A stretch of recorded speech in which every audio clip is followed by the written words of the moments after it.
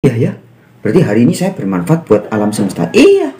Nah, ketika Anda sadar bahwa Anda sangat bermanfaat buat semesta, ini senang terus. Melakukan apapun dengan senang. Tidur pun dengan damai. Ini aku tidur ya. Anda tidur dengan kesadaran tuh. Sebelum tidur sadar. Ketika aku tidur kan aku bernafas. Mengeluarkan karbon dioksida. Aku tidur mengeluarkan karbon dioksida. Bermanfaat buat keseimbangan alam. Duh, asik kan?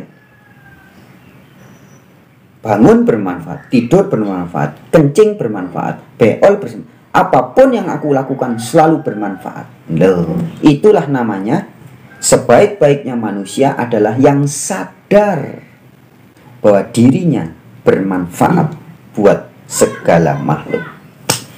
Oke teman-teman, jadi setelah 1 minggu TikTok dihukum nggak boleh siaran langsung, ya dari tadi malam sudah bisa siaran langsung lagi. Kita bincang-bincang dengan tema yang santai aja ya. Kalau temanya ngomong apa adanya gitu ya. Kalau temanya sesuai dengan diri saya, ODGJ gitu ya, nanti kena hukum lagi sama TikTok. ODGJ, orang dengan gagasan-gagasan jujur. ODGJ. Buat teman-teman yang belum tahu siapa saya, tanyakanlah kepada rumput yang bergoyang. Ya, di apa namanya? Di penjelasan awal, hostnya adalah pendosa bejat. Nah, jadi bukan hanya pendosa bejat, tapi pendosa bejat dan LGBT. LGBT itu apa teman-teman? Bukan lelaki goblok berjanggut tebal, bukan ya? Itu bukan saya itu ya.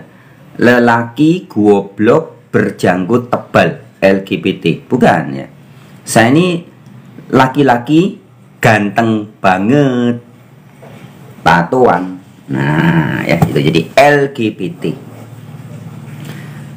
Saya adalah pendosa bejat dan LGBT yang dipilih oleh semesta untuk memberitakan kabar baik bagi umat manusia. Nah, nanti kabar baik, benar-benar kabar baik teman-teman. Good news ya, berita baik. Karena saya adalah putra semesta. Ya, semesta ini ada yang nyebutnya sebagai God, sebagai Tien, sebagai Yod, Hei, Vav, Hei, Yahweh, Yehovah, Yahweh, ya, atau Sang Yang Widiwasa. Nah, saya ini adalah salah satu putranya atau anak dari semesta. Kalau bahasanya Alkitab, anak Allah. Ya, jadi anak Allah karena ada tertulis dalam Kisah 17 ayat 29. Kita adalah juga keturunan-keturunan Allah. Buat teman-teman mungkin sebagian belum tahu dan belum sadar bahwa diri kita adalah keturunan-keturunan Allah. Allah adalah zat yang meliputi segala sesuatu. Allah adalah zat yang maha meliputi semesta.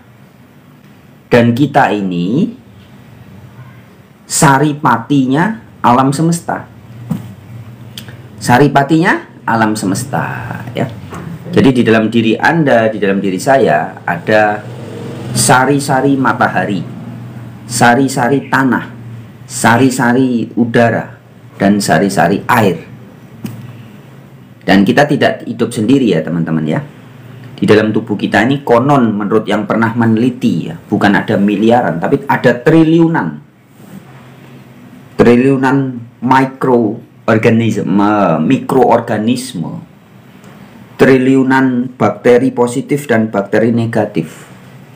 Di gut kita aja, di gut itu apa namanya? Gut usus ya, di usus kita aja itu konon ada triliunan bakteri. Jadi kita ini hidup setiap hari, diri kita maksudnya, diri kita, tubuh ini bersama miliaran dan triliunan makhluk hidup lainnya. Kita tidak sendirian. Nah, diri kita yang terdiri dari tulang, sumsum, darah, daging, otot, kulit, rambut ya, 7 unsur ini terbentuk dari sari-sarinya air, udara, tanah, matahari. Makanya kalau dalam ajaran agama itu nanti kalau Anda dan saya sudah mati katanya apa? Inna lillahi wa inna ilaihi rojiun. Apa artinya? Kembali kepada yang ilahi. Apa itu? Tanah kembali ke tanah, air kembali ke air, udara kembali ke udara. Ya. Sebentar. Saya ngasih tahu teman.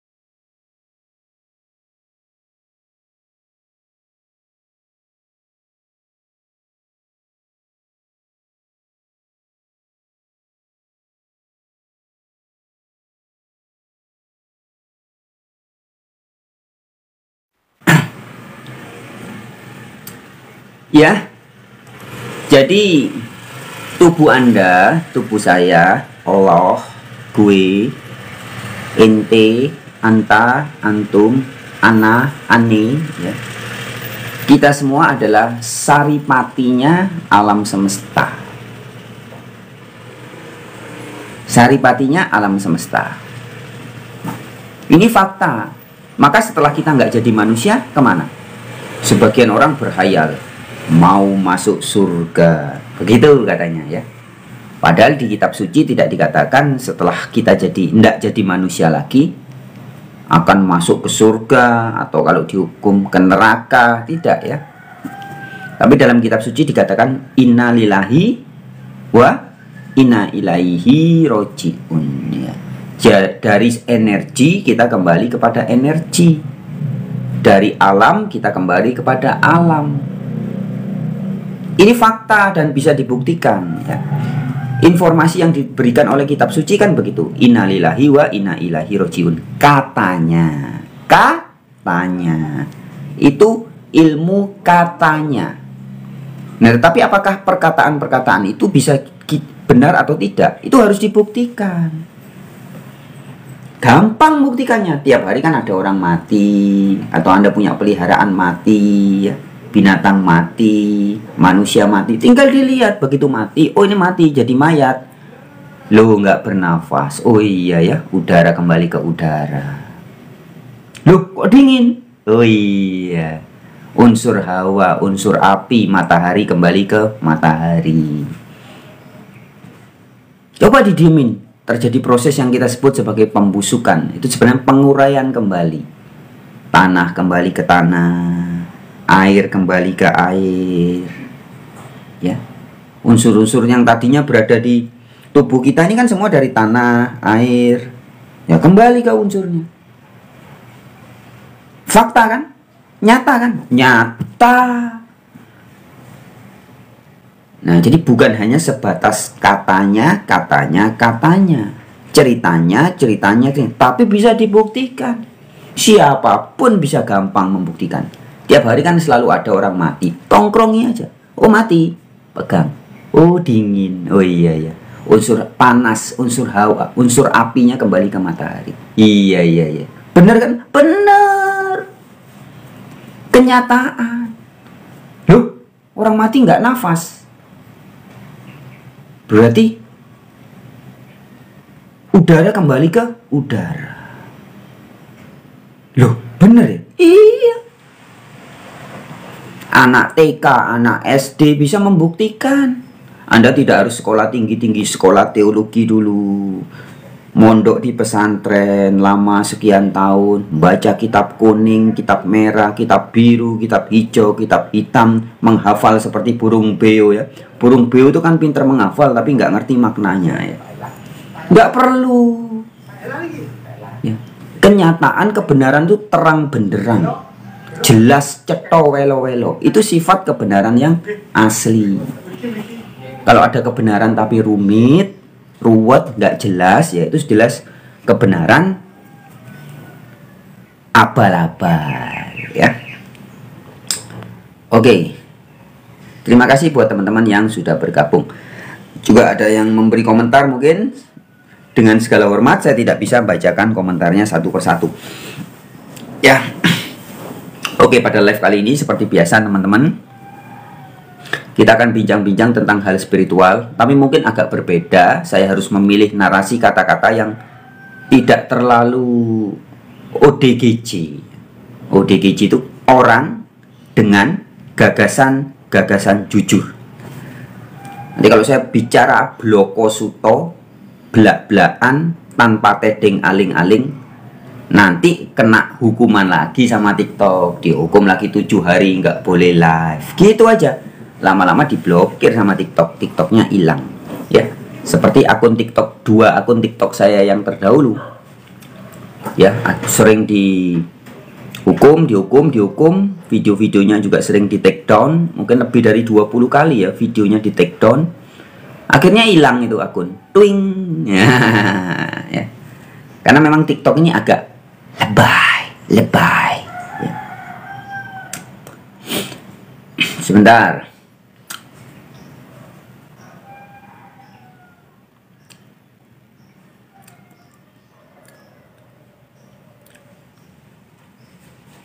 Oke, kita lanjut. Ini kok nggak bisa? Oh ya, kita lanjut dulu.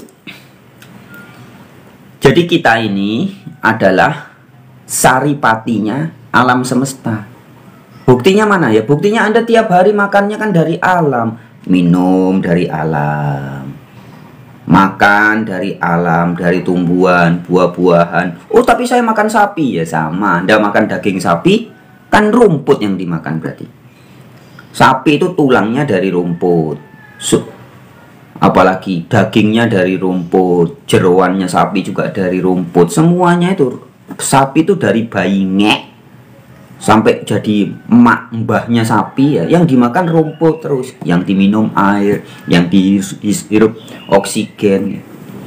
Jadi ketika kita makan daging sapi sama dengan makan rumput. Sama Anda pakai baju nih, apa yang kita pakai? Kapas ya, bentuknya aja t-shirt, jaket, apalagi kemeja, kutang, BH, celana dalam. Bentuknya, tapi aslinya apa? Kapas. Kapas dari mana? Ya dari pohon lah, pohon kapas loh ya. Jadi sebelum jadi diri Anda, sebelum jadi diri saya, itu ada sperma bapak namanya, sperm. Ada juga ovumnya emak atau ovumnya ibu. Di sperma bapak Anda sebelum jadi diri Anda dan jadi diri kita ini, itu dari mana? Kok bapak bisa ada spermanya itu loh? Ya karena makan dari unsur-unsur alam. Jadilah sari-sarinya jadi sperma salah satunya ya. Ada juga yang jadi ovum, terus ketemu crot, dibuahi di dalam rahim ibu kita. Sebelum kita jadi janin, ibu kita tiap hari ya makan dari unsur-unsur yang ada di tanah, yang ada di alam. Menghirupnya juga oksigen, minumnya juga air. Jadi sama, bahan baku kita dari, kalau orang Jawa nyebutnya ini yang disebut sebagai 4 saudara kandung kita, 4 leluhur kita, sedulur papat ya. 4 saudara kita, sedulur papat, tanah, air, udara, matahari. Jadi ini sebenarnya pengetahuan dasar ya teman-teman, dasar banget. Tapi lucunya orang banyak mempelajari hal-hal di luar dirinya, mempelajari kecanggihan teknologi, mempelajari apalagi elektronik, mempelajari pembangunan rumah, instalasi, mempelajari ilmu hukum, ilmu matematika, ilmu ini fisika, kimia dan sebagainya ya. Dulu waktu saya masih SMP nih, saya ingat biologi ya, mempelajari kata ya, kodok itu dibelak, mempelajari ikan ya. Tetapi yang dasar, mengenal diri sendiri aja ternyata belum. Ada enggak pelajaran SD, sekolah dasar, pelajaran IPA-nya, ilmu pengetahuan alamnya, mempelajari, mengenal diri sendiri. Manusia ini berasal dari apa? Enggak ada. Biologi dulu cuma mengajarkan organ-organ tubuh manusia, mata, telinga, jantung, ya. Tapi tidak ada penjelasan yang detail asal usulnya. Sebelum jadi mata kita ini dia ada di mana? Dia wujudnya apa? Sebelum jadi otak, sebelum jadi tulang, sumsum, darah, daging, otot, kulit, rambut. Ini nggak diajarkan di pelajaran-pelajaran SD atau SMP. Padahal ini pelajaran pengetahuan dasar. Nah, barang siapa yang mengenal, mengerti dirinya, pasti mengenal Tuhannya. Nah, hari ini banyak orang sampai dewasa, sampai bangkotan, nggak kenal-kenal sama Tuhan. Menghayal bahkan ya, ajaran dogma-dogma, menghayal Tuhan itu begini, begitu. Ya, padahal di dalam kitab-kitab sucinya jelas dikatakan, Allah lebih dekat dari urat lehermu. Surat Al-Hadid, surat 57 ayat 4. Allah besertamu dimanapun kamu berada. Jadi beserta kita di mana? Dimanapun kita berada, Dia beserta kita.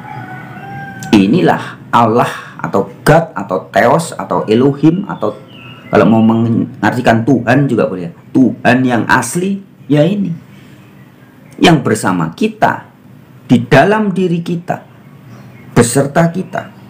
Kata Alkitab, kata kitab Taurat dan kitab Injil, Immanuel, Allah beserta kita. El itu Eloah, ke bahasa Arab menjadi Allah. Imanu, beserta kita. Nah, jadi Allah yang asli itu beserta kita, bukan di luar diri, ya, bukan di luar diri. Jadi lucu kalau tiba-tiba ada orang ngajar kepada Anda,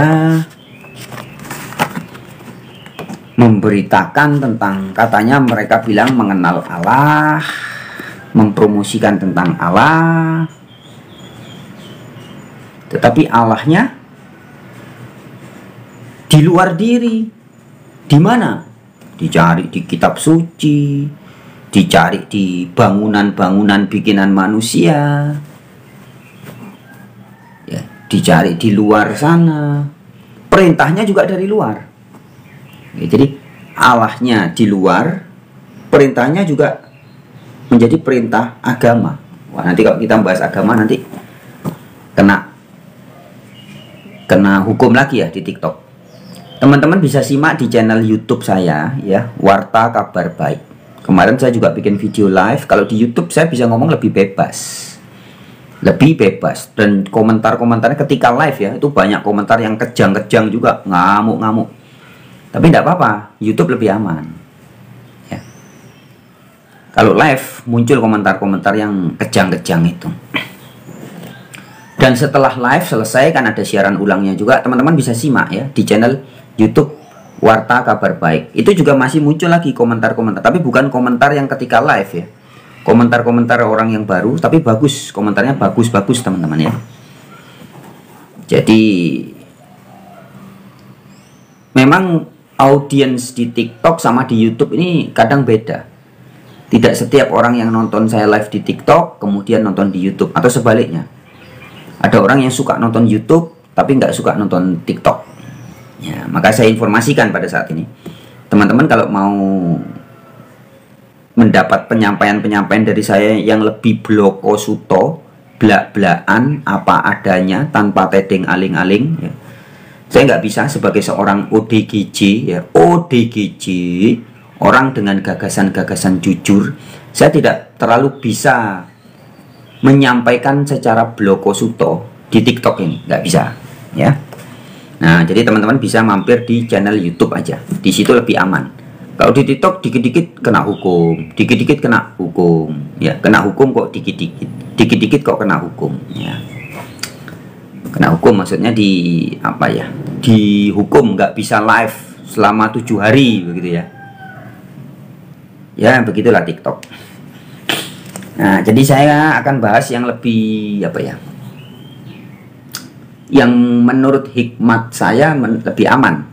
Ya, kita tidak akan lagi bahas dogma-dogma agama yang unyu-unyu itu ya. nanti kena hukum lagi. Kita bahas saja secara spiritual.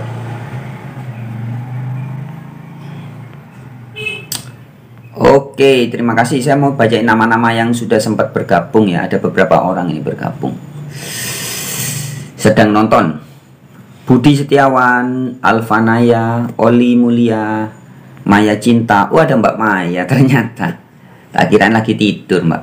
Ada Esfung 01, ada Sil Shop, ada Sri Rejeki, Ojo Surya, Jadi Galajapo, ada Mar, Nono Ano, ada Sipon, Rosi Suparto, 0123, 0123, Budi 2017, Toto Abah, Toto Abah ya, Lilis Tiani 64. Ada juga yang ini pakai huruf apa ini? Nggak kebaca. Ada juga Gunawan Yusuf C. Oke, terima kasih ya semuanya. Nah, jadi ada yang tap-tap ngasih apa itu? Hati ya. Terima kasih buat yang tap-tap ngasih hati. Sudah bergabung Hasan, Aleteya, Nyong, Bambang Eko ya. Iya teman-teman ya. Jadi kemarin di channel YouTube saya Warta Kabar Baik, teman-teman bisa mampir nanti. Saya juga membahas tentang pertanyaan dari salah satunya ini, ada Mbak Maya. Mbak Maya masih nonton nggak, Mbak? Mempertanyakan tentang hijab ya, orang-orang yang pakai hijab atau orang-orang yang mengajarkan kepada Anda untuk pakai penutup kepala, penutup tubuh, itu seringkali menuduh orang-orang yang tidak memakai hijab atau tidak memakai penutup kepala sebagai kafir ya. Nah, dalam channel YouTube Warta Kabar Baik itu justru saya buktikan justru sebaliknya ya. Yang kafir itu ya yang tertutup. Kepala Anda tertutup ya berarti Anda kafir. Kan begitu, simple. Nah, tapi penjelasan lebih jelas langsung aja ke channel Warta Kabar Baik. Kalau kita bahas di sini nanti ada yang kejang-kejang lagi. Rahayu Bang Putu Mulyawan 192. Rahayu. Beli putu DJ ngoyong beli. Putu Mulyawan ya. Maya Cinta, Sampurasun Bang, udah keluar dari hukuman sang penghukum ya. Semangat Abang, lebih hati-hati lagi ya. Oke. Hati-hati dengan hatimu, karena hatimu pada aku. Secara sains semua kembali ke alam. Ya Bang, secara goibnya kemana Bang? Sukma atau ruh orang mati Bang? Inna lillahi wa inna ilaihi rojiun. Percaya enggak? Sudah dikasih tempe gitu loh. Sudah dikasih tempe gitu, masa kurang jelas? Ya, sudah dikasih tahu. Inna lillahi wa inna ilaihi rojiun. Percaya enggak? Enggak percaya ya terserah.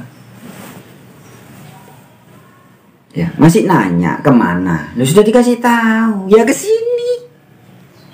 Kita kan berasal dari sini. Kok menghayal nanti mati aku mau pindah dimensi. Kemana? Ke planet Mars atau ke galaksi di luar galaksi Bima Sakti ya. Mungkin ke galaksi Andromeda atau. Kok menghayal? Bahan baku kita itu dari bumi, dari unsur bumi.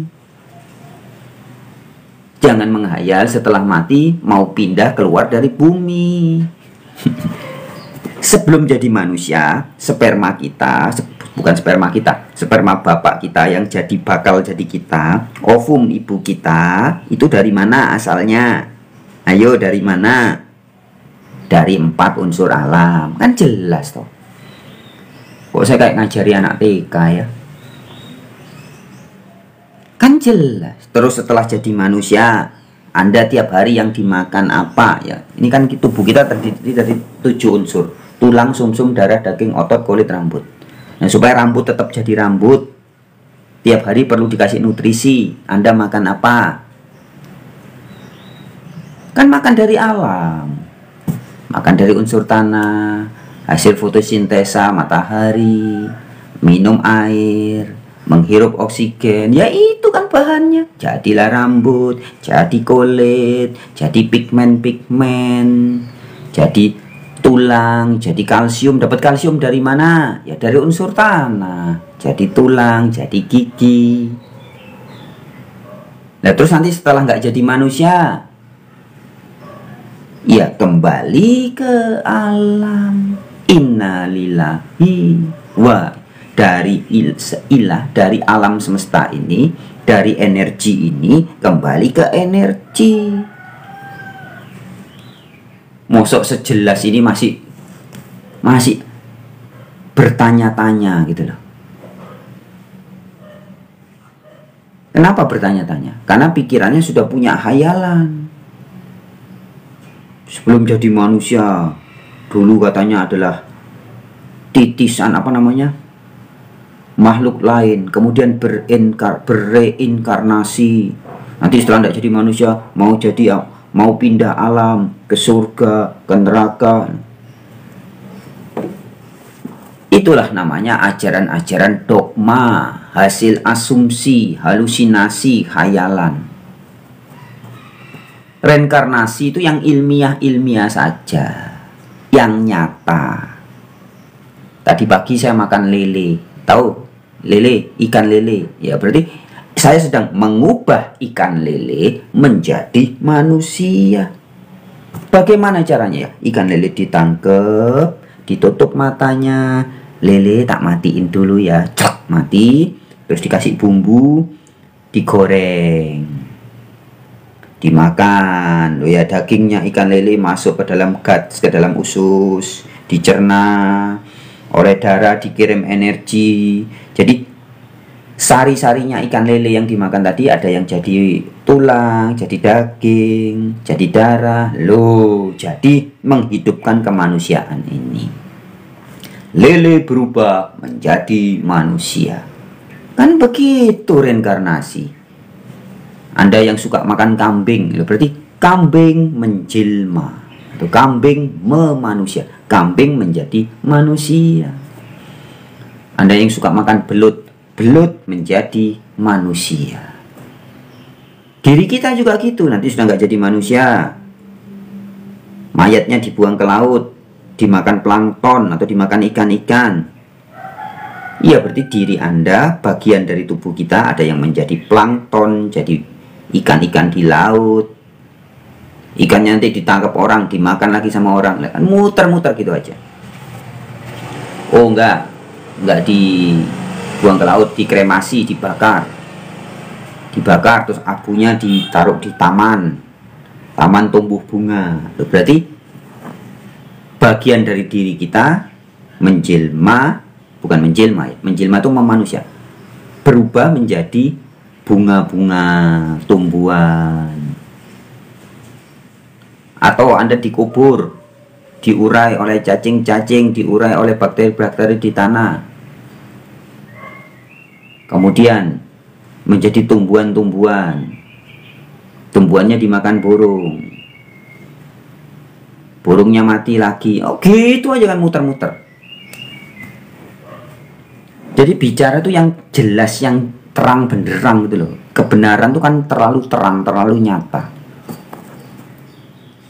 Tetapi karena orang sudah berpikirnya aneh-aneh, menghayal aneh-aneh, sebelum jadi manusia menghayal jadi apa, setelah nanti tidak jadi manusia menghayal mau masuk surga.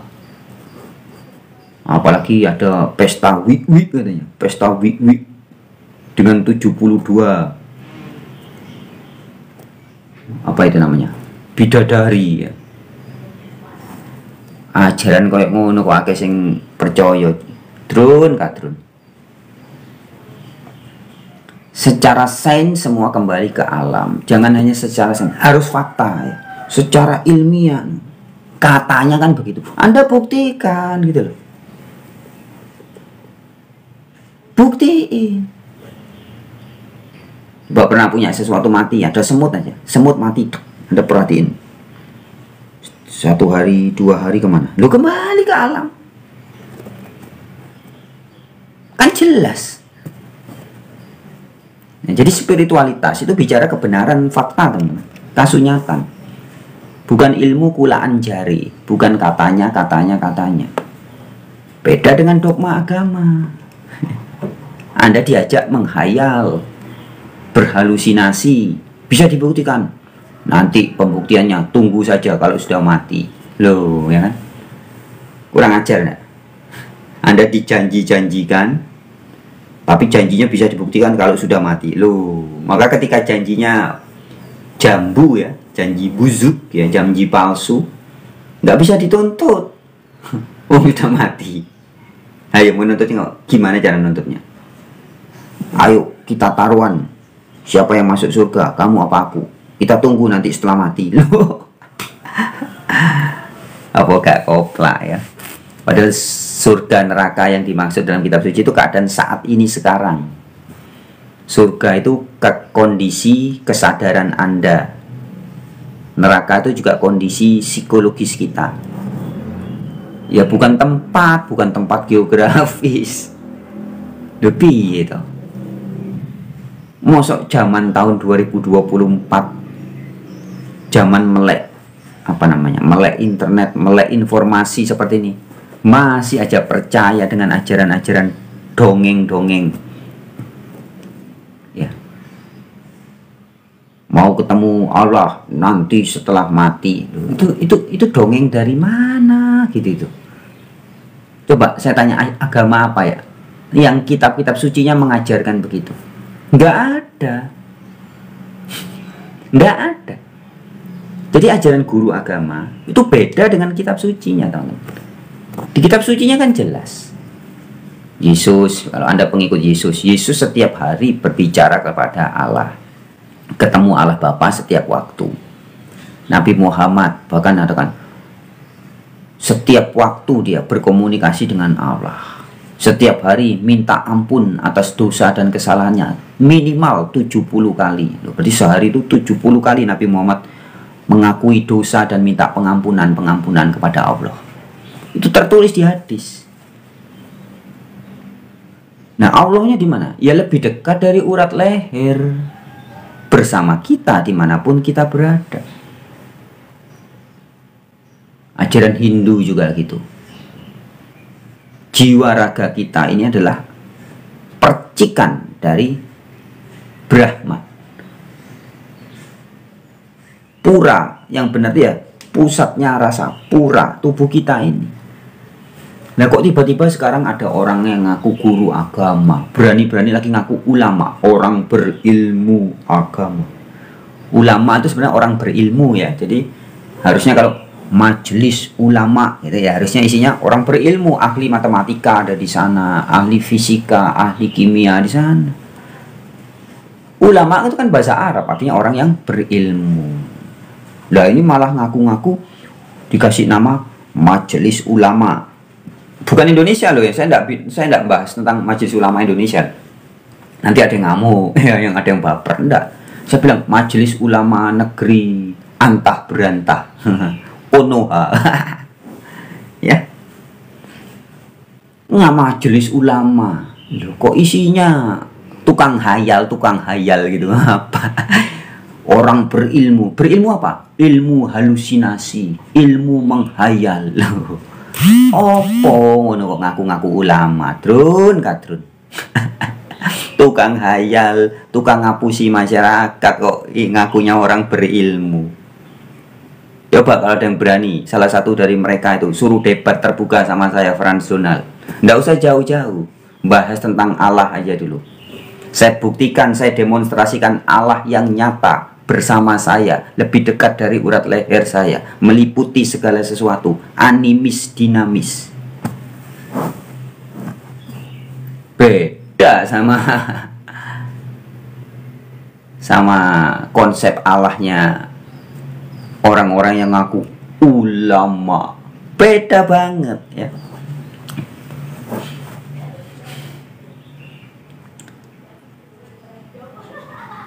Ada tadi komentar atas nama Mampir, sebentar, teman tadi nanya, Bapak ini mengajarkan apa sih?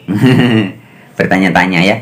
Untuk lebih jelasnya di TikTok ini saya ngomong menyapa, bukan mengajar teman-teman. Saya bukan guru ya. Saya menyapa teman-teman aja ya. Dan sekaligus promo nih, promo untuk teman-teman menyimak channel YouTube Warta Kabar Baik. Ya, dalam channel YouTube Warta Kabar Baik itu salah satu, mungkin saat ini satu-satunya ya, channel YouTube yang banyak menyajikan kabar baik, titik temu, kebenaran-kebenaran ajaran semua agama yang asli. Tapi juga membongkar kesalahan-kesalahan semua agama yang palsu. Ya. Jadi saya membenarkan ajaran Islam yang sejati, Kristen yang sejati, Hindu sejati, Buddha sejati, dan lain-lainnya. Tetapi sekaligus membongkar kepalsuan-kepalsuan yang mengatasnamakan agama. Nah, itu ada di channel YouTube Warta Kabar Baik. Kalau di TikTok nggak bisa Pak ngomong gitu, nanti kena hukum lagi. TikTok ini lebay ya. Bapak ini mengajarkan apa sih? Saya tidak mengajarkan, saya bukan guru ya. Saya bukan guru, saya berbagi, saya mewartakan. Ya, jadi saya ini pewarta kabar baik. Kabar baik apa? Saya memberitakan kabar baik, kunci-kunci kehidupan.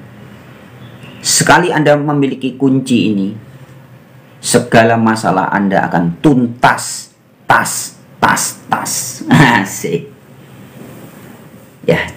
Ini bernama consciousness atau kesadaran spiritual ya. Jadi kesadaran dalam arti bukan saya tidak pingsan, saya sadar, bukan begitu ya. Bukan kesadaran fisik, tapi kesadaran spiritual. Consciousness. Begitu Anda sadar siapa dan apa diri Anda, maka semua masalah Anda akan tuntas, tas. Karena Anda akan sadar bahwa masalah itu hanya ada di dimensi hayal dari ego kita. Saya punya masalah. Nah, itu hanya ilusi pikiran.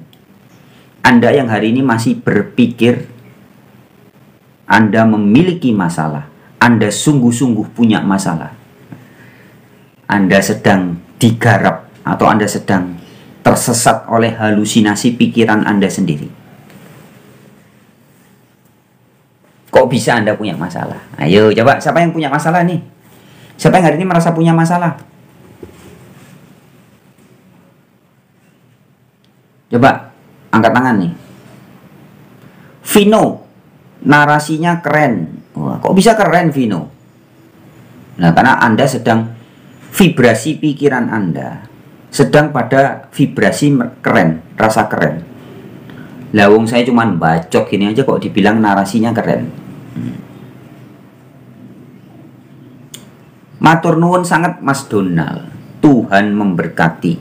Semoga semua makhluk bahagia. Wih, ini komentar dari Jadi Gala Japo. Nah, coba saya tanya sama Om atau Mas Bro atau Bapak yang saya hormati. Jadi Gala Japo. Kenapa kok Bapak mendoakan semoga semua makhluk berbahagia? Kenapa coba? Kenapa kok harus bahagia? Nah ya, jadi kalau dalam salam Nusantara, Rahayu Sagung Dumadi, Rahayu, salam sejahtera kepada semua ciptaan atau semua yang dijadikan, ciptaan-ciptaan yang agung, Rahayu semuanya gitu. Rahayu Sagung Dumadi. Kemudian didoakan semoga segala makhluk berbahagia. Nah kenapa? Ya jawabannya langsung aja, ndak usah bulat.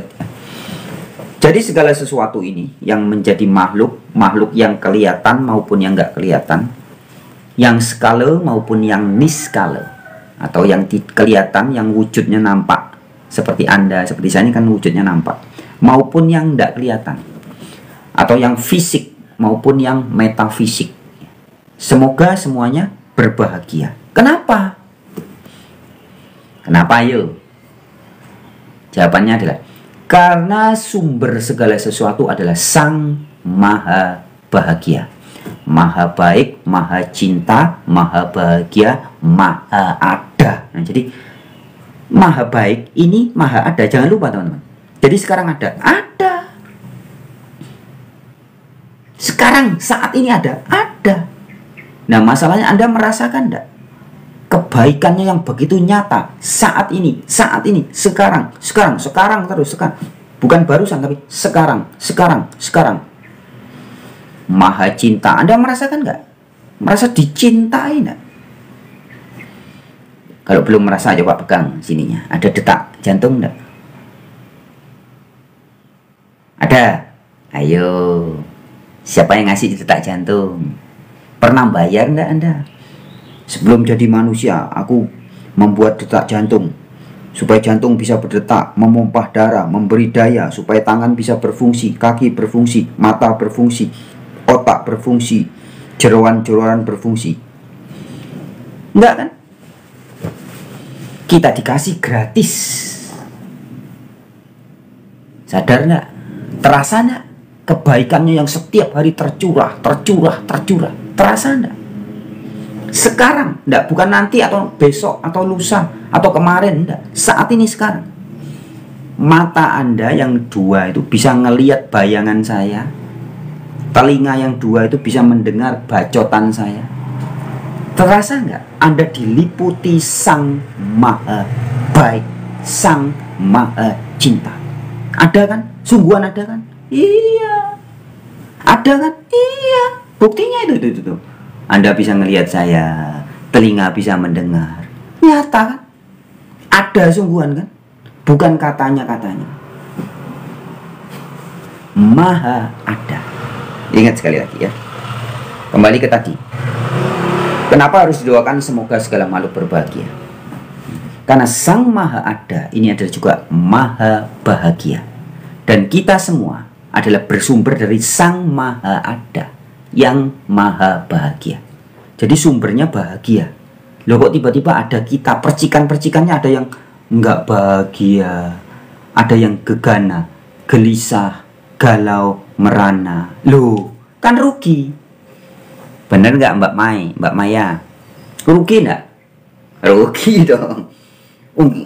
Saya ciptaan Sang Maha Ada, yang selalu ada, tidak pernah tidak ada, yang maha baik, selalu baik, maha cinta, selalu penuh cinta, maha bahagia, selalu penuh bahagia. Tapi saya nggak bahagia, saya tidak merasa dicintai. Lu ya rugi. Gimana sih? Ya. Nah, maka dalam doa atau harapannya Rahayu Sagung Dumadi, seperti disampaikan Pak Jadi Galajapo tadi barusan ya. Matur nuwun sangat Mas Donald. Tuhan memberkati, semoga semua makhluk bahagia. Karena kita sumbernya dari Sang Maha Bahagia. Kalau Anda masih merasa tidak bahagia, berarti ada something wrong. Ya, ada sesuatu yang nggak beres, salah, tersesat. Lawung Anda bersumber dari Maha Bahagia, kok tiba-tiba sekarang jadi nggak bahagia? Ini gimana ceritanya?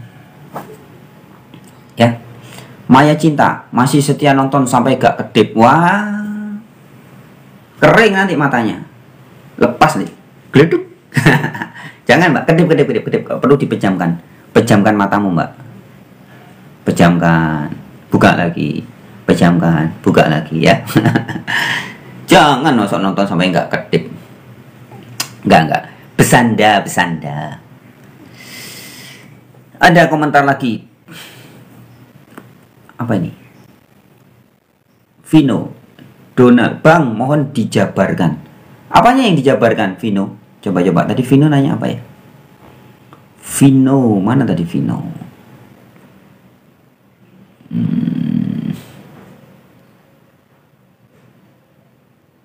Oh, ini mungkin pertanyaannya Mbak Maya Cinta.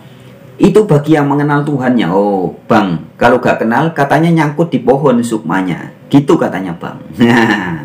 Katanya. Ya.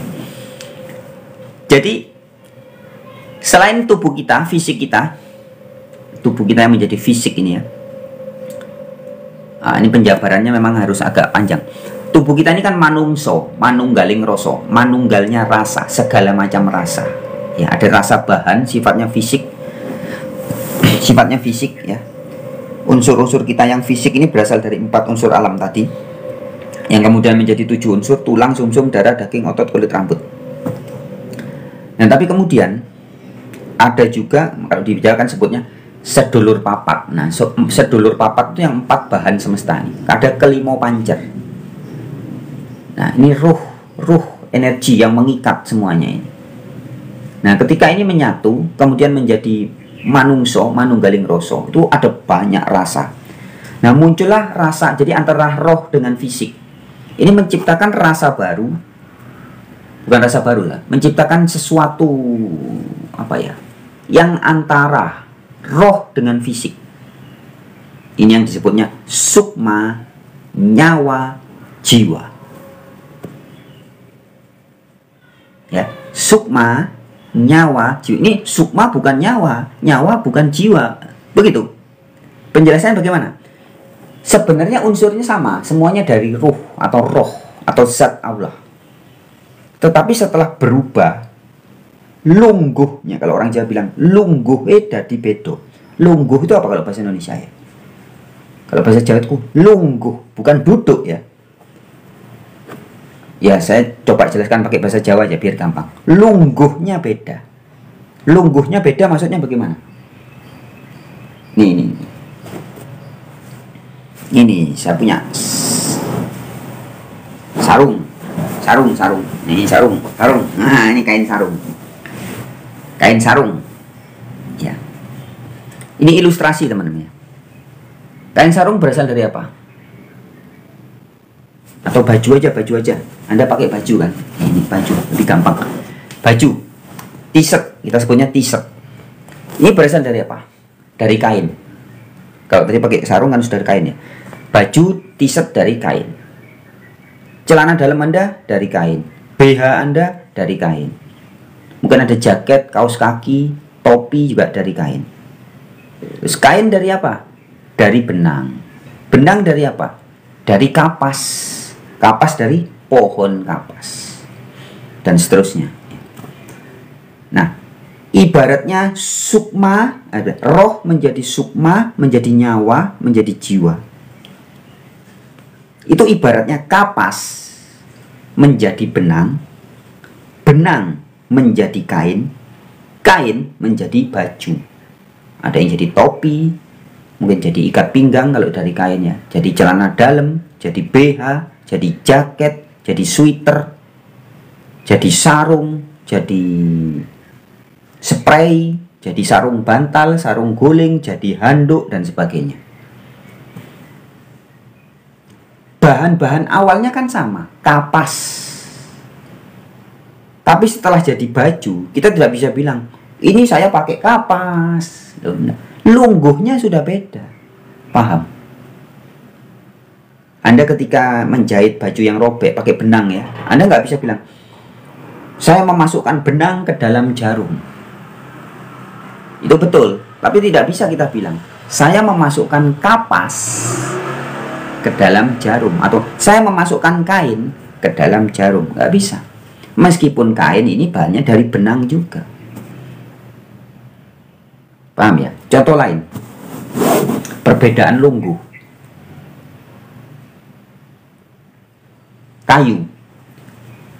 Kayu berasal dari pohon. Triplek juga dari pohon. Tapi kita tidak bisa bilang meja kayu di rumah Anda bilang, ini kayu. Tidak bisa. Kita akan bilangnya meja, kursi, bangku, jendela, pintu. Tidak bisa kita bilang apa namanya, ini gitar.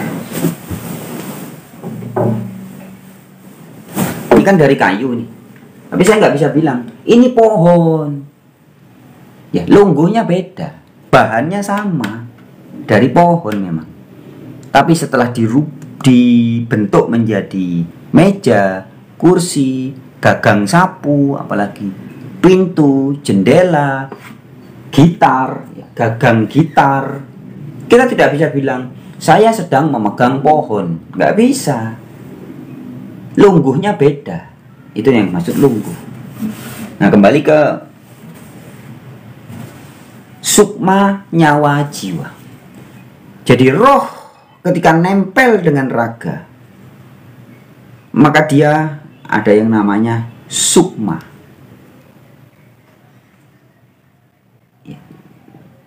Ketika sukma itu menyatu dengan panca indera, disebutnya menjadi nyawa. Kemanunggalan antara yang roh dengan fisik itu disebutnya jiwa.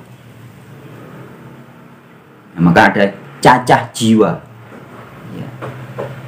Yang disebut sebagai jiwa itu seluruhnya ini. Tetapi pertanyaan tadi Mbak Maya kan, sukmanya nyangkut di pohon. Jadi kalau Anda belum manunggal, ya, innalillahi wa inna ilaihi rajiun. Sukmanya, sukma itu bagian halus. Sukma itu yang bangunin Anda setiap pagi itu loh, sukma. Jadi kalau Anda biasa meditasi, antara kalau sebelum tidur, jadi ada sepersekian detik kesadaran Anda dari melek gini kemudian sampai mau tidur, itu terasa sukma. Di situ ada lakunya sukmo. Terus juga teman-teman atau orang-orang yang bisa melakukan ngerogo sukmo, itu yang keluar sukmanya. Nah, itu yang bisa gentayangan. Anda mimpi, tahu mimpi, sering mimpi atau pernah mimpi. Mimpi itu lakunya sukmo. Angan-angan, lu itu pikiran, iya.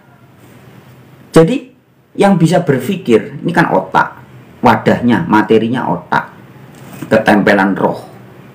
Lakunya angan-angan, menghayal, berhalusinasi, berpikir. Itulah lakunya sukmo.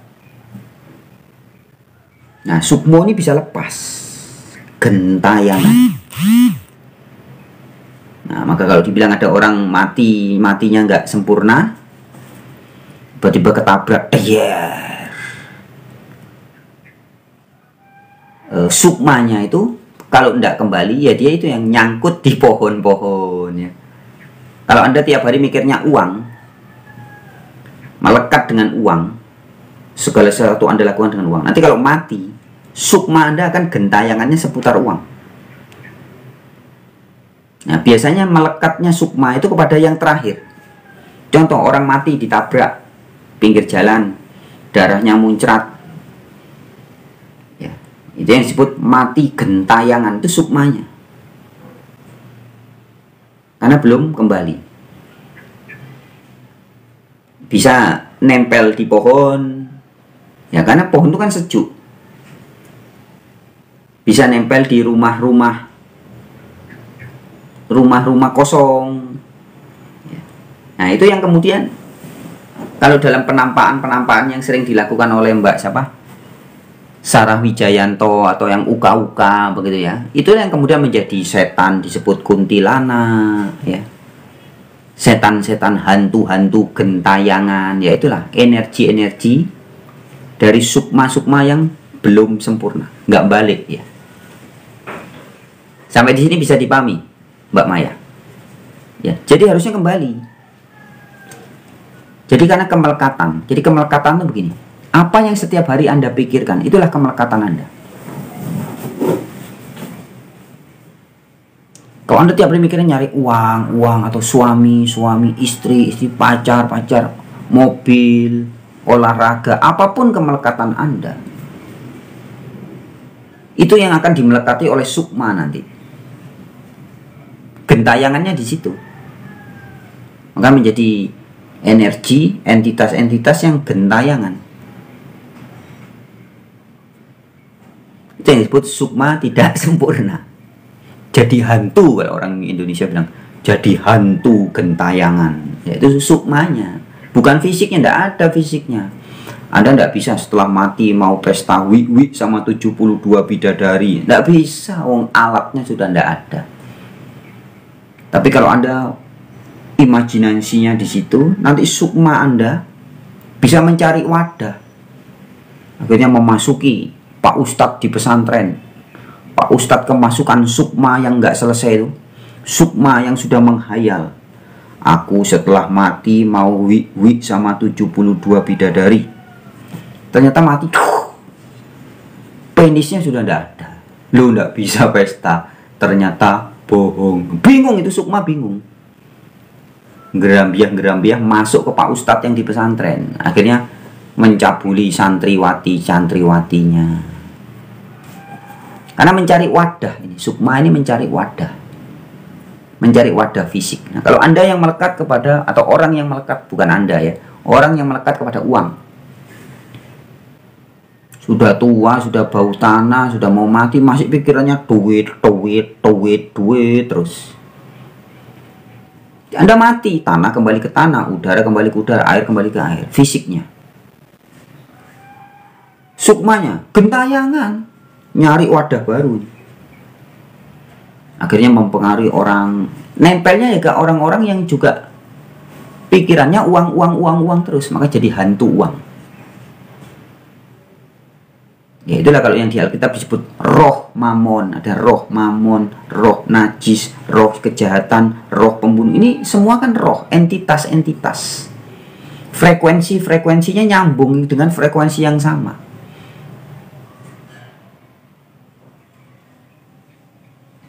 Sampai sini bisa dipahami Mbak Maya? Coba tak lihat dulu komentarnya Maya. Coba Mbak kasih komentar Mbak. Soal apa sukma gentayangan nyangkut di pohon, nyangkut di gedung-gedung. Jadi Mbak Maya nanti kalau juga gitu, kalau masih melekat, misalkan melekat sama apa ya? Melekat sama pacar atau sama uang atau sama pekerjaan itu. Nggak selesai, masih melekat. Nanti kalau mati ya gentayangan sukmamu Mbak. Sukmanya yang gentayangan. Bukan badan fisiknya.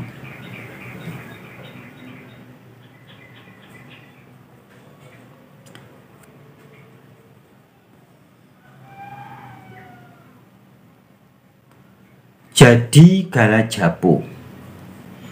Mohon izin sebagai imam besar pelawak Indonesia. Asik, bagus. Ini harus ada nih, imam besar pelawak Indonesia. Saya ikut jejak Mas Donald dengan warta kabar gembira. Asik, terima kasih ya. Jadi Galajapo. Ya tadi saya menjelaskan atau ngomong tentang sukma, nyawa, jiwa. Itu kalau Anda belum mengenali susunan diri Anda mesti bingung. Yang fisik aja loh belum kenal. Tubuh Anda terdiri dari 7 unsur. Banyak orang belum tahu kan. Oh iya ya, tubuh saya terdiri 7 unsur. Bener ya. Oh iya. Yang fisik aja loh belum mengerti. Tubuh saya terdiri dari tulang, sumsum, darah, daging, otot, kulit, rambut. Iya ya. Loh ini 7 unsur. Semua orang, mau orang Amerika, orang Eropa, orang Asia, semua sama, memiliki 7 unsur. Bukan memiliki, terdiri dari 7 unsur. Terus Anda tahu nggak 7 unsur ini berasal dari apa? Nggak tahu. Nah, yang fisik aja belum dipahami, apalagi ketika saya bicara hal-hal yang metafisik, sukma, nyawa. Nah, bingung. Rasanya sukma aja Anda belum, rasanya fisik aja belum ngeh. Rasanya fisik aja belum dirasakan, padahal nempel di dirinya, nggak terasa, nggak sadar. Rasanya 4 unsur alam, tanah, air, udara, matahari, yang menjadi diri kita aja belum dirasakan. Apalagi ketika diajak ngomong soal sukmo. Sukmo itu yang mana? Rasakan dirimu sendiri dulu. Tubuh fisiknya dirasakan. Karena ini halus. Sukma itu kan halus, semakin halus.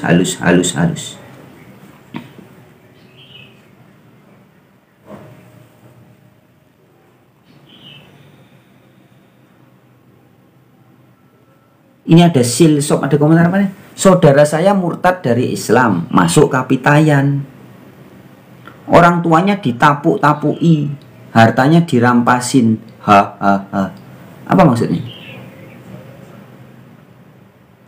Kalau murtad dari Islam itu mesti Islam palsu ya. Islam sejati itu tidak bisa murtad, teman-teman. Kapitayan itu ajaran percaya kepada Sang Hyang Toyo. Inti ajaran Kapitayan adalah Islam alias berserah diri. Jadi saya belum paham nih komentar dari Silsop. Saudara saya murtad dari Islam. Maksudnya mungkin Islam abal-abal. Masuk Kapitayan. Nggak bisa. Kapitayan itu Islam gitu loh. Ajaran berserah diri. Jadi hati-hati.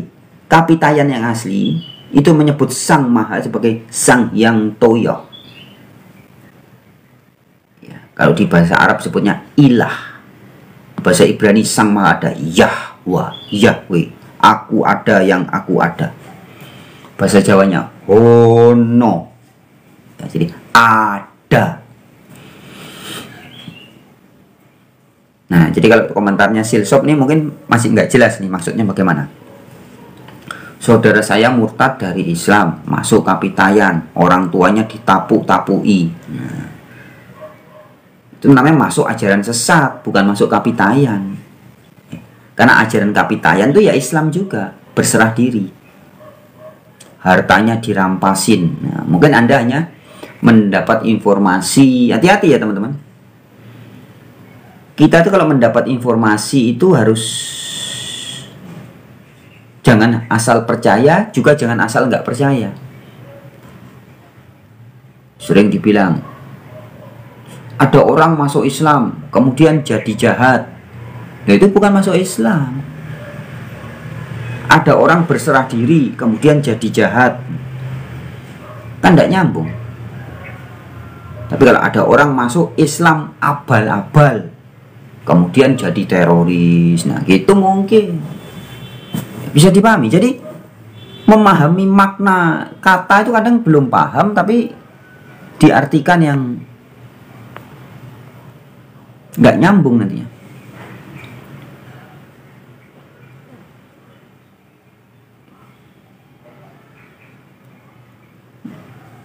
Matur nuwun Mas Donald atas apresiasi ini pun. Albara ngomong ngawur, Pak D gak mendidik dan tidak bermanfaat. Nah, ini maksudnya ditujukan kepada siapa? Nggak jelas nih ya. Albara ngomong ngawur, Pak D gak mendidik dan tidak bermanfaat. Nggak bisa. Tidak ada sesuatu pun di muka bumi ini yang tidak bermanfaat. Tidak mungkin. Debu yang satu titik itu aja diadakan oleh Sang Maha Pengada, oleh Sang Allah atau oleh God atau sang Pengada. Itu ada gunanya, pasti ada manfaatnya. Debu yang satu titik aja, tik, ada manfaatnya. Maka diadakan. Hal atau sesuatu yang tidak berguna, tidak bermanfaat di dunia ini adalah yang tidak pernah diciptakan atau tidak pernah diadakan. Itu yang tidak bermanfaat.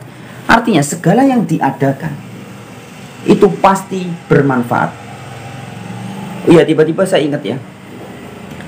Saya ingat tadi pagi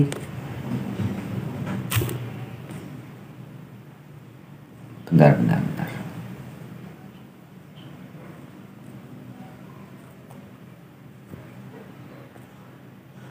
Ya, tadi pagi ada orang menghubungi saya membahas tentang manusia yang bermanfaat. Menanyakan tentang, katanya kan sebaik-baiknya manusia adalah yang bermanfaat buat orang lain. Nah, ini masih terkait dengan komentar dari Albara ya. Mengklaim bahwa Pak D gak mendidik dan tidak bermanfaat. Kalau tidak mendidik ya mungkin itu tergantung mindset. Kalau saya dianggap pendidik dan dia mengharapkan didikan dari saya, maka merasa tidak mendidik. Memang saya bukan pendidik, bukan guru. Ya. Tapi kalau tidak bermanfaat, nah kita urai ini. Sesuatu yang tidak bermanfaat, yang benar-benar tidak bermanfaat, itu tidak ada di muka bumi ini, teman-teman. Sesuatu yang ada, apapun bentuknya, mau debu, setitik debu, pasir, orang baik, orang jahat, apapun, itu semua pasti ada manfaatnya. Setan, iblis, Bermanfaat enggak? Ya pasti bermanfaat. Kalau enggak, ya tidak diadakan. Gitu loh. Bisa dipahami ya? Jadi sesuatu yang tidak bermanfaat itu adalah sesuatu yang tidak pernah diadakan. Paham ya? Nah kalau sudah diadakan, ya pasti ada manfaatnya, pasti ada kanggonya. Sampah, ada gunanya nggak? Banyak sekali. Sampah banyak diurai, sampah plastik bisa diurai menjadi bentuk-bentuk yang lain. Sampah-sampah bisa menjadi bahan kehidupan bakteri untuk menjaga keseimbangan alam semesta. Ya, kotoran Anda yang Anda buang di tinja sudah penuh bisa menjadi ladang bisnis bagi para tukang sedot WC. Mereka bisa menghidupi keluarganya, bisa memutar perekonomian gara-gara kotoran manusia, tinja. Jadi kotoran manusia aja ada gunanya, apalagi kotoran binatang. Bisa jadi pupuk, bisa jadi ini, jadi dan sebagainya. Bisa buat biogas dan sebagainya. Coba sebutkan satu benda yang nggak ada guna, nggak ada manfaatnya di muka bumi. Nggak ada. Ya.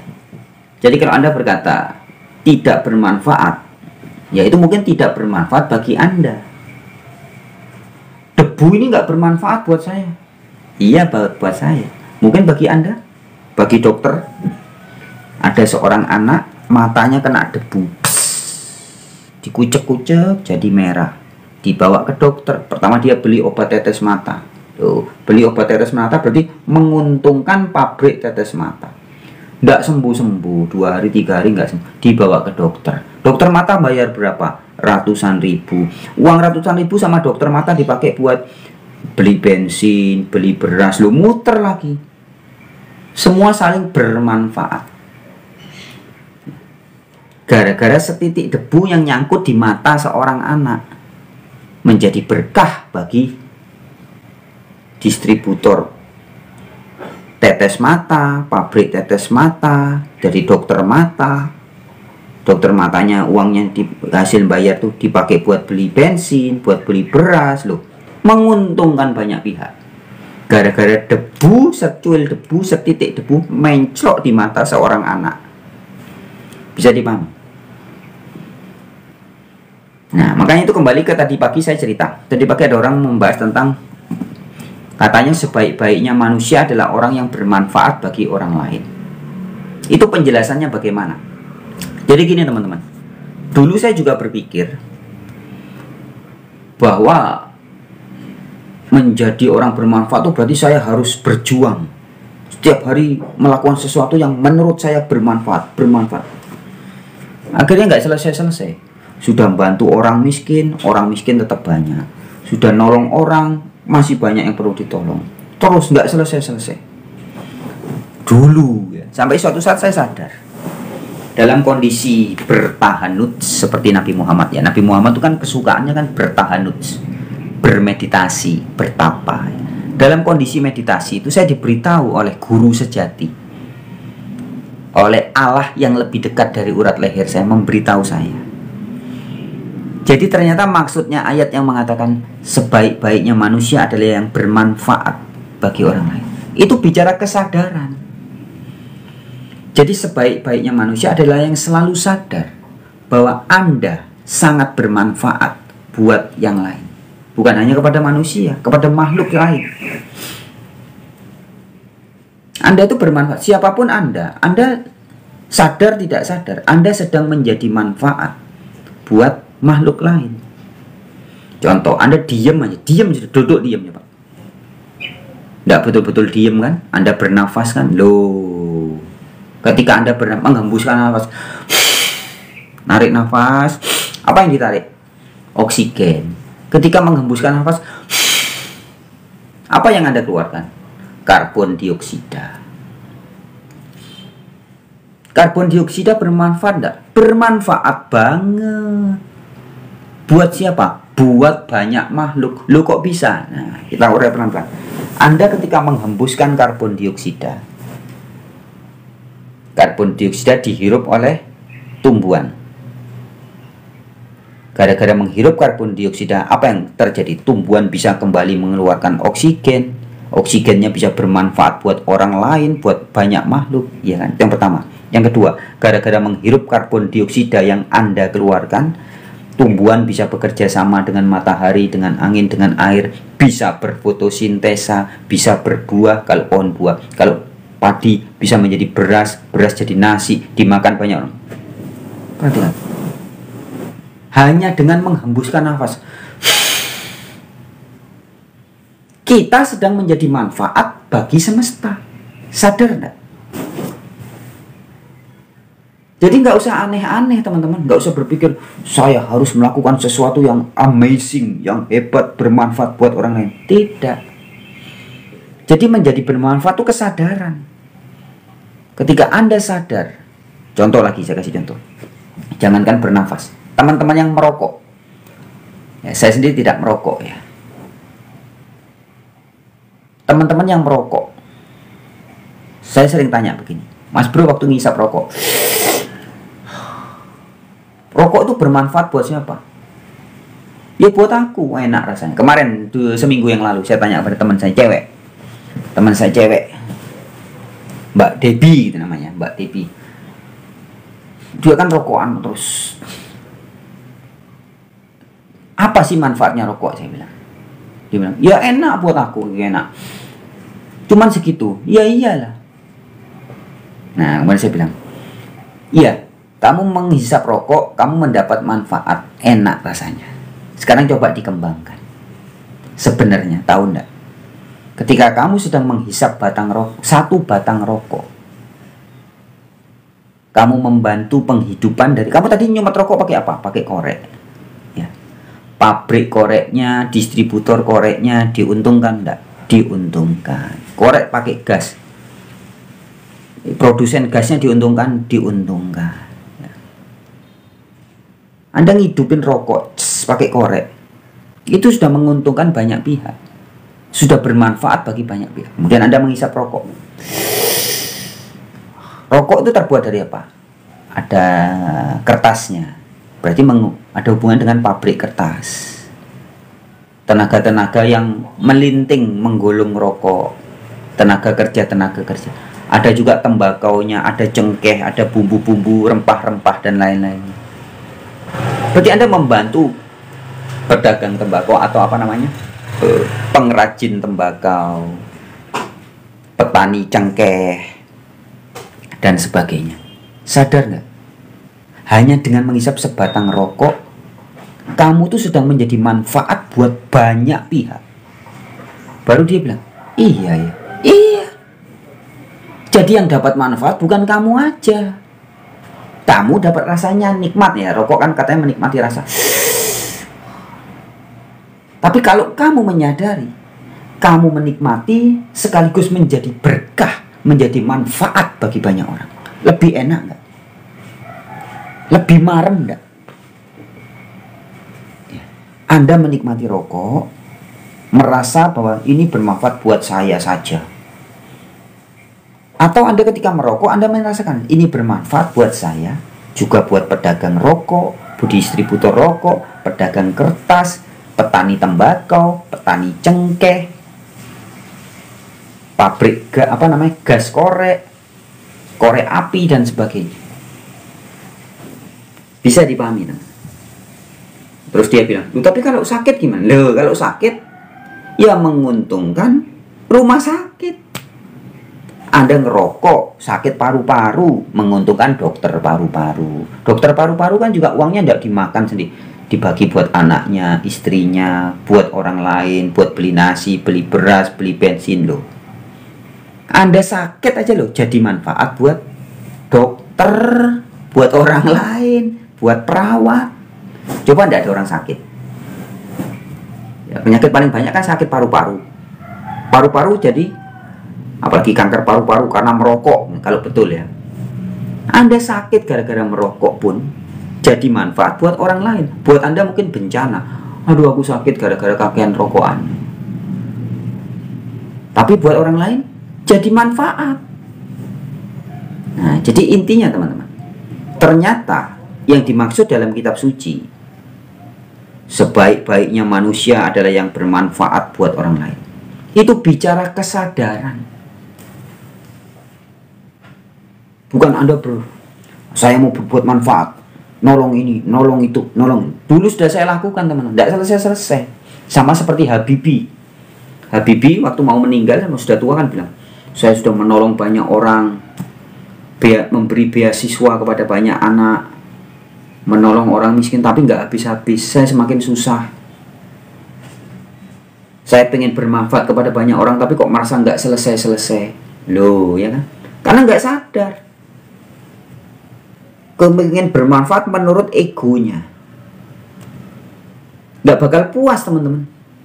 Tapi beda ketika kita mengalami consciousness, mengalami kesadaran bahwa ternyata bermanfaat buat orang lain itu bicara kesadaran.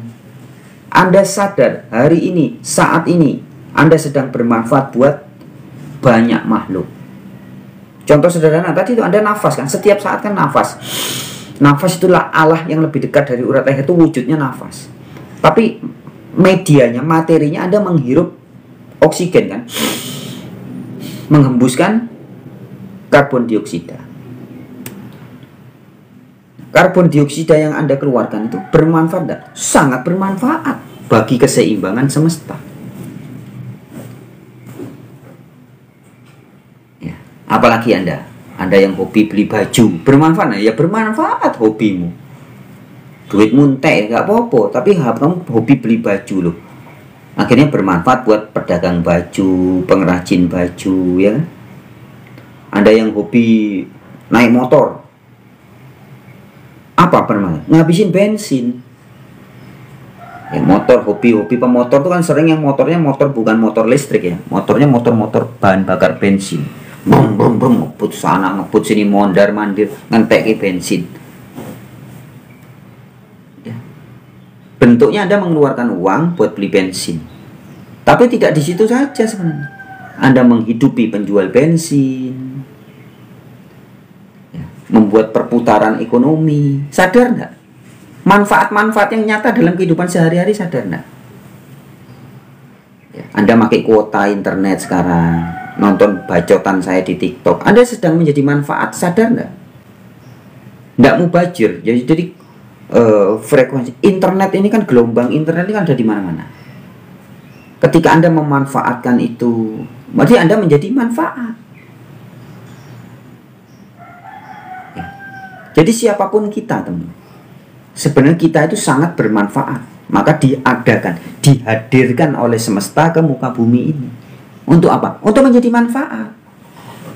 Bahkan orang-orang yang oleh para orang-orang sering disebut sebagai sampah-sampah masyarakat. Orang-orang di penjara itu. Orang-orang di penjara disebut sebagai apa? Sampah-sampah masyarakat. Tapi setelah saya masuk penjara 2 tahun saya di penjara, apa yang terjadi? Ternyata penghidupan petugas-petugas penjara itu ya, sipir-sipir itu jadi banyak duitnya, itu gara-gara orang masuk penjara. Bayangkan, dulu zaman saya itu tahun 2017. Harga rokok itu kan ada yang 10.000, 12.000. Tapi begitu di penjara, rokok apapun dibanderol 50.000. Jadi harus ngasih uang petugas lah untuk masukin rokok merek apapun. Jadi 50.000. Jadi misalkan rokok dia beli 15.000, satu kotak rokok masuk penjara jadi 50.000. Berarti kan 50 kurangi 15, berapa itu untungnya? 35.000. Ya, 35.000. Kalau harga rokok 20.000, berarti untung 30.000. Kalau harga rokok 30.000, berarti untung 20.000. Nah, itu sehari itu berapa ratus pak atau berapa ribu pak. Ini baru dari rokok, beli rokok, belum kok beli nasi, beli ini. Ya, jadi harga di penjara itu 2 kali lipat. Anda di McD, misalkan Anda beli McD burger, harga 25.000, masuk penjara bisa jadi 60.000, 75.000. Ya, itu dari segi masukin makanan, belum dari segi yang lain-lain. Ya, itu dilakukan oleh sampah-sampah masyarakat. Jadi orang-orang yang di penjara, narapidana yang disebut sampah masyarakat, ternyata membuat sipir, membuat petugas-petugas penjara bisa kaya raya, bisa menghidupi keluarganya, orang tuanya, anak istrinya, atau suaminya, dan sebagainya. Bisa dilihat enggak? Ya. Jadi orang-orang yang disebut sampah masyarakat di penjara itu memberikan penghidupan bagi banyak orang, memutar perekonomian. Ya. Tidak ada, jadi artinya ya, sesuatu pun seperti yang penjelasan saya kepada Al-Bara tadi, tidak ada sesuatu pun di muka bumi ini yang sama sekali tidak bermanfaat. Tidak ada. Anda sampai jadi manusia, siapapun Anda, dari keturunan siapapun, itu mesti ada gunanya. Mesti. Paling tidak meneruskan DNA, meneruskan karma. Mesti ada gunanya. Mau Anda jadi orang baik, jadi gigolo, jadi lonte, jadi apapun, ya. Jadi polisi, jadi tentara, jadi pendeta, jadi pastor, jadi tukang gibul, ya, kayak ustadz-ustadz tukang gibul itu, ya. Mesti ada gunanya. Ya. Di satu sisi dia tukang gibul dengan dogma-dogma palsunya, tapi di sisi lain, untuk keseimbangan alam semesta, dia tetap dihadirkan. Sesuatu yang sudah tidak dibutuhkan itu pasti disingkirkan dari semesta. Jadi suatu saat nanti saya kan sudah tidak jadi manusia, jadi mayat gitu. Berarti sudah selesai waktunya, sudah tidak dibutuhkan. Harus diganti generasi yang baru, kan begitu. Nah, jadi jika hari ini saya, Anda, kita masih ada di muka bumi ini, kita masih sangat bermanfaat bukan buat semesta ini. Sadar tidak sadar, Anda sangat bermanfaat buat semesta ini. Nah, tetapi kan eman-eman kalau tidak sadar. Tadi saya sudah kasih contoh, orang rokokan. Enak guys, gaya awakku dewe. Rugi. Coba Anda sambil ngopi atau ngeteh ya. Teman-teman yang ngerokok nih, sambil ngopi sambil ngeteh. Rokokan. Subhanallah. Aku mendapat manfaat, rasanya enak. Sekaligus aku menjadi berkah buat pedagang tembakau, buat petani tembakau, buat petani cengkeh, buat pabrik kertasnya. Rokokan lebih enak kalau sambil ngopi. Loh, aku menjadi berkat buat petani kopi, buat pabrik kopi. Pada kopi berapa? Paling kopi satu cangkir cuma 3.000 ya. Kalau manis mungkin 4.000. Kopi biasa. Kalau kopi-kopi di kafe ya 25.000, 40.000. Anda nikmati sambil sebatang rokok 2.000 atau 2.500. Manfaatnya bukan Anda rasakan bagi diri Anda sendiri, tapi bermanfaat bagi banyak orang. Loh kan enak. Iya ya. Berarti hari ini saya bermanfaat buat alam semesta. Iya. Nah, ketika Anda sadar bahwa Anda sangat bermanfaat buat semesta, ini senang terus. Melakukan apapun dengan senang. Tidur pun dengan damai. Ini aku tidur ya. Anda tidur dengan kesadaran. Sebelum tidur sadar.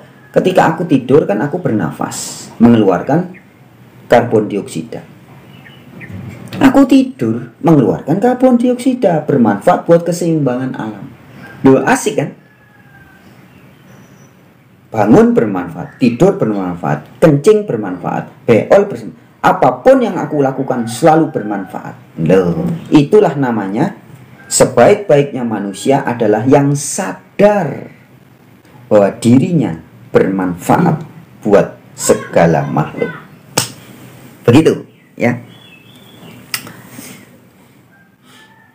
Kilimanjaro, coba diuraikan, sudah saya uraikan tadi ya.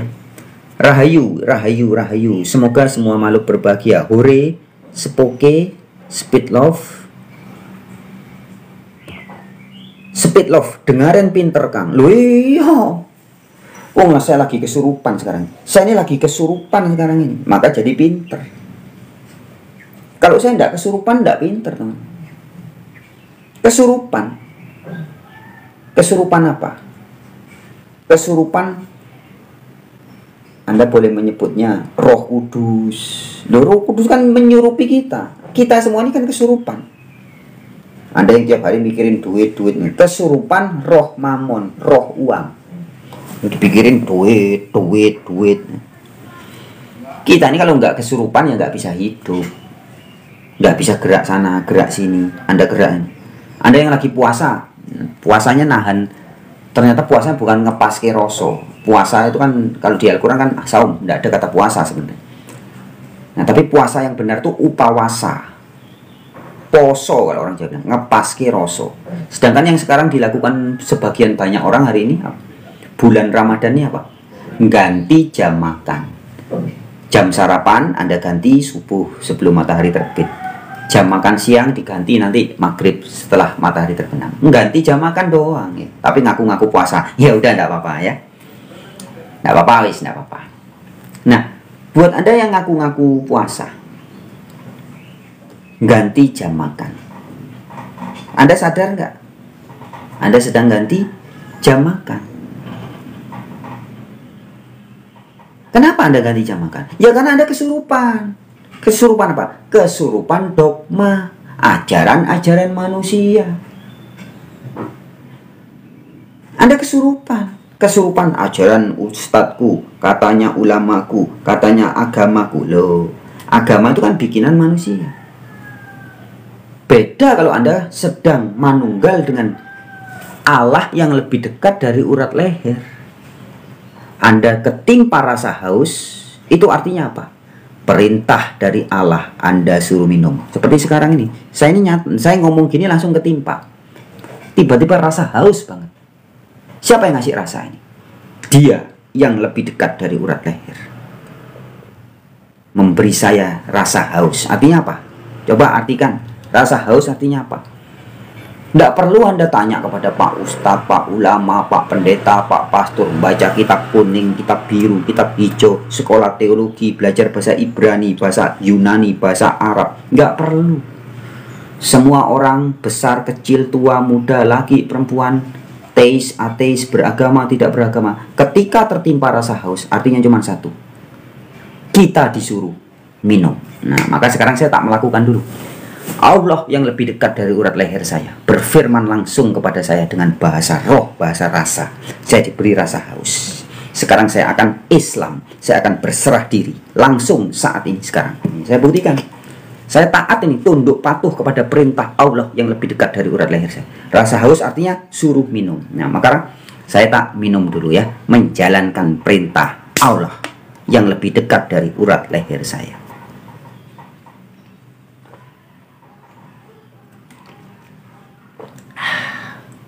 Loh, mana tadi rasa hausnya?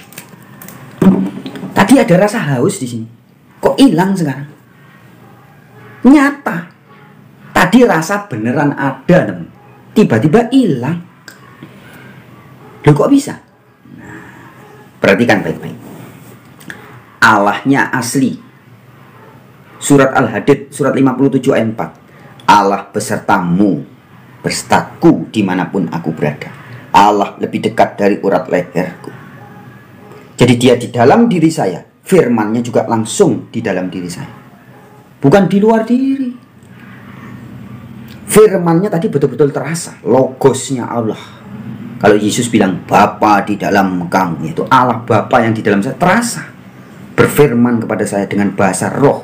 Saya diberi rasa haus. Dan ketika saya taat kepada firman, kepada perintah Allah, langsung ya, tadi saya minum, langsung rasa itu hilang.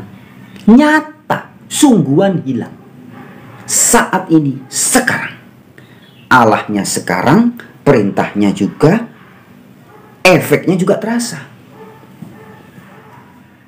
Tapi beda dengan Anda yang mengikuti perintah-perintah manusia. Katanya perintah agama. Lah ya, agama kan bikinan manusia.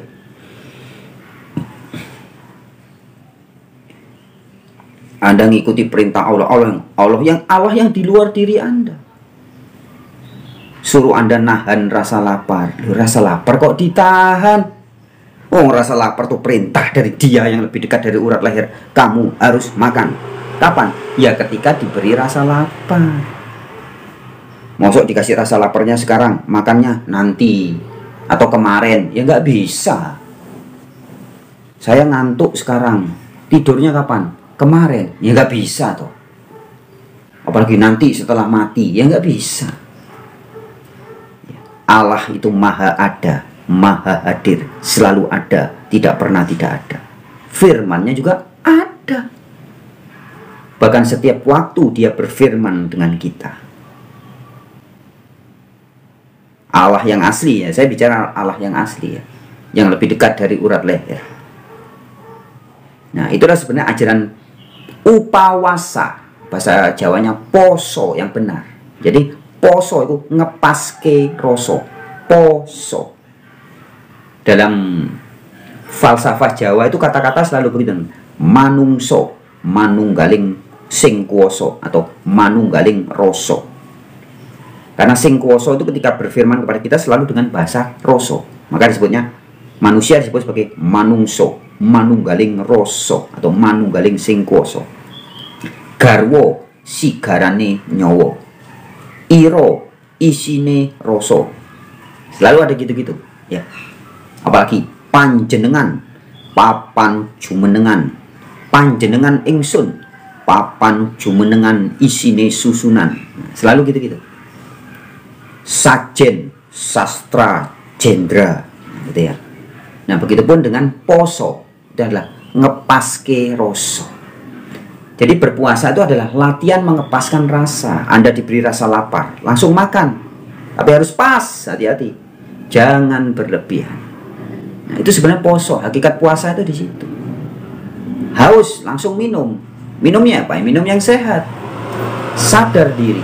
Tubuh ini adalah rumah Allah, bait Allah. Allah yang lebih dekat dari urat leher, rumahnya ya di sini. Bukan di tanah Arab, di Mekah, bukan. Ya ini. Nah, karena ini rumah Allah yang lebih dekat dari urat leher, harus dijaga. Lapar langsung kasih makan. Apa yang dimakan? Ingat, harus yang sehat.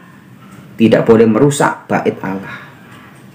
Dalam Alkitab dikatakan, barang siapa merusak bait Allah, Allah akan membinasakan. Loh, ini rumahnya Allah, kita rusak. Makan sembarangan, minum beralkohol, minum nggak sehat, makan nggak sehat, ya. Jadi makan yang pas, jangan sampai kekenyangan berlebihan, makan lemak, makan ini, akhirnya kolesterol. Wajar sudah tua sakit kolesterol? Nggak wajar. Hari ini banyak orang merasa sakit itu wajar, ya nggak wajar. Oh, makannya salah, minumnya salah ya. 99% penyakit yang dialami orang hari ini ya adalah karena salah makan atau salah minum. Artinya makan yang bukan makanannya. Nah, itulah latihan poso itu sebenarnya di situ, ngepaske rasa. Menahan hawa nafsu, bukan berarti Anda tidak boleh makan, bukan. Anda harus makan, tapi harus pas. Hawa nafsunya kepengen makan yang berlemak, pengen makan yang mewah, makan yang rasanya strong, itu yang ditahan. Bukan sekarang lapar, laparnya ditahan, nanti makan 3 jam lagi. Bukan, itu salah kaprah. Itu perintah-perintah manusia yang belum mengenal Allah yang lebih dekat dari urat leher. Akhirnya mengkonsep Allahnya di luar. Ya, perintahnya juga dari luar. Perintah Pak Ustadz, perintah Pak Ulama diklaim sebagai perintah Allah. Gimana? Anda mau tahu perintah Allah, itu tidak usah tanya Ustadz, tanya ulama, tanya saya, tanya pastor, tidak usah. Tanya kepada Dia yang lebih dekat dari urat leher Anda. Karena Dia berada di dalam diri. Jadi Anda harus meniti, masuk ke dalam diri kalau mau tahu perintah Allah yang asli. Kalau Anda tanyanya kepada pendeta, yaitu perintah Allah menurut pendeta. Anda tanya kepada saya, itu perintah Allah menurut saya. Tapi kalau Anda mau ketemu langsung kepada Allah, masuklah ke dalam dirimu sendiri. Karena Dia lebih dekat dari urat leher. Asik ya. Oke, sekian dulu live kita pada kali ini, teman-teman. Terima kasih yang sudah pay attention. Kita jumpa lagi di waktu-waktu yang lain. Rahayu Sagung Dumadi, semoga segala makhluk berbahagia. Wabillahi taufiq wal hidayah. Wassalamualaikum warahmatullahi wabarakatuh. Alaihim shalom. Om Santi Santi Santi. Namo Buddhaya. Sampurasun.